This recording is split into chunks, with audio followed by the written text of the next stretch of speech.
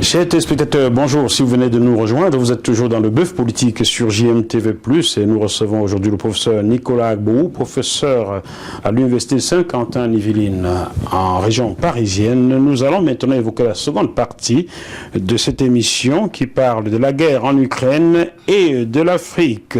La guerre en Ukraine, le nouvel ordre mondial qui se dessine de l'Asie avec à la tête les pays comme la Russie, la Chine, l'Inde, rejoint par d'autres pays émergents que sont le Brésil, l'Afrique du Sud, même l'Algérie frappe désormais à la porte pour rejoindre ce qu'on appelle le BRICS. Face à ce gros bouleversement, Nicolas Agbourou a 4 solutions à proposer, mais avant de proposer ces solutions-là, je vais vous demander, professeur Agbourou, comment doit se positionner l'Afrique face à ce grand bouleversement? Bien. C'est-à-dire face à ce grand bouleversement que nous appelons le nouvel ordre mondial multipolaire. C'est-à-dire qu'il y a plusieurs centres de décision, plusieurs centres maintenant, ce n'est plus un seul centre comme les États-Unis d'Amérique qui dominent, mais il y a plusieurs centres dont le porte-drapeau, c'est bien la Russie et la Chine. Donc c'est aux Africains aujourd'hui de saisir cette opportunité unique, je dis bien unique en son genre. Pourquoi? Parce que la Russie est en conflit ouvert avec tous les Occidentaux. J'insiste bien sur le mot tous les Occidentaux. Donc, la Russie envoie un message fort aux Africains. Pour mémoire, rappelons d'abord que en 1991, l'Union des républiques socialistes soviétiques, en abrégé l'URSS, a été démantelée par les Occidentaux dont la tête pensante sont les États-Unis d'Amérique. Donc pour les Américains, il n'y a que eux seuls. Eh bien, la République fédérale soviétique, pour ne pas dire la Russie, est rentrée en elle-même pendant 30 ans. C'est recroquevillé. Voilà. Elle est rentrée donc dans son silence et est ressortie aujourd'hui de ce silence après avoir réorganisé son économie. Et surtout, son armée. Après avoir réorganisé son armée. Aujourd'hui, la Russie parle avec force et détermination. Pour nous les Africains, ça fait plus de 5 siècles que nous avons été mis là où nous sommes. Vous êtes dans ces 5 siècles, car l'Afrique est envahie pour la première fois par le monde arabo-musulman au 7e siècle. Voilà. Donc nous sommes au 21e siècle, ça nous fait bien 14 siècles au minimum. Voilà, c'est-à-dire les Africains ont été mis en esclavage pendant 14 siècles par les Arabes. Et les Occidentaux. Pendant 5 siècles par les Occidentaux, etc.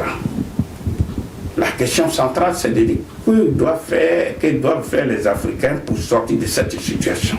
Donc nous disons, aujourd'hui, au moment où la Russie est en conflit ouvert avec les Occidentaux, eh bien, il appartient aux Africains et aux Africains seuls de saisir cette opportunité, cette occasion unique en son genre, avant que la Russie ne se réconcilie avec les autres pays européens. Donc, nous avons des signes forts que la Russie donne. Par exemple, ceux qui ont pu observer, quand la Russie reçoit, par exemple, Emmanuel Macron, président français, on voit bien que le président Vladimir Poutine de la Russie, il a un bout de la table, une table qui est longue de peut-être 4 à 5 mètres, et au bout là-bas se trouve Emmanuel Macron. On voit ce que ça veut dire. Mais le jour où il a reçu le président Macky Sall, en exercice de l'Union africaine, en sa qualité de président en exercice de l'Union africaine, voilà, de l'Union africaine, eh bien, Vladimir Poutine, c'est-à-dire le président russe, a montré... Il n'y avait pas un maître, hein? c'était côte à côte. Côte à côte. On peut dire deux tabourets côte à côte pour dire, vous les Africains, la Russie ne vous a jamais fait du mal. Bien au contraire, la Russie vous a toujours soutenu. Sauf erreur de ma part, mais il n'existe pas un seul pays africain colonisé par la Russie. Il faut que les Africains le sachent. Non, non.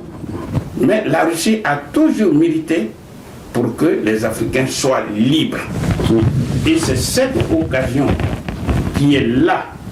La Russie dit qu'elle est prête non seulement à aider les Africains pour retrouver leur souveraineté confisquée, et comment elle est prête à lui donner les moyens objectifs, c'est-à-dire armer puissamment les Africains. Et c'est ce qui se passe aujourd'hui au Mali. Il y a des gens qui sont là, en train de rêver, ils n'ont pas les pieds agissants sur terre. Si le Mali a pu dire non à certaines pratiques de la France, c'est parce que le Mali s'appuie sur l'aide militaire de la Russie. Qu'est-ce que le Mali a fait? Le Mali a posé 5 actes qui, pour nous, sont des actes révolutionnaires. Premier acte, le Mali a renvoyé l'ambassadeur français de la France. Mais est-ce que ce n'est pas parce que depuis plusieurs années, l'ambassadeur du Mali en France n'était pas accrédité? Non. C'est-à-dire que ce que nous pouvons rappeler, c'est que la France fait ce qu'elle veut en Afrique francophone. L'ambassade, tous les ambassadeurs de la France dans ces pays africains disent ce qu'ils veulent. Le Mali a dit qu'il est hors des questions de perpétuer ce genre de comportement. Donc a renvoyé l'ambassadeur des Français. Deuxièmement, le Mali a réussi à mettre hors d'état de nuire l'armée d'occupation qu'on appelle Barkhane. Ça, c'est le deuxième acte. Troisième acte, le Mali a fermé tous les médias français sur son sol. Sur son territoire, que ce soit RFI, France 24, consort. Quatrième acte, le Mali a quitté ce qu'on appelle le G5 Sahel. Et enfin, cinquième acte, le Mali a rompu les relations de coopération militaire et de défense qui n'apportaient rien au Mali. Elle les a rompus.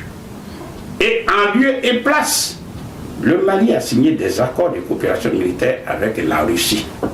C'est ça. C'est ça qui est pour nous, aujourd'hui, par exemple, ce qu'on appelle des actes révolutionnaires. Parce qu'ils pouvaient dire un seul mot devant la France. Rien du tout. La France est en terrain conquis quand elle se trouve dans ses anciennes colonies. Et le Mali est le seul qui dit non. Le seul à ce jour. Pardon? Le seul à ce jour. Oui, à ce jour. Donc, ce que nous sommes en train de dire, voilà cette occasion unique.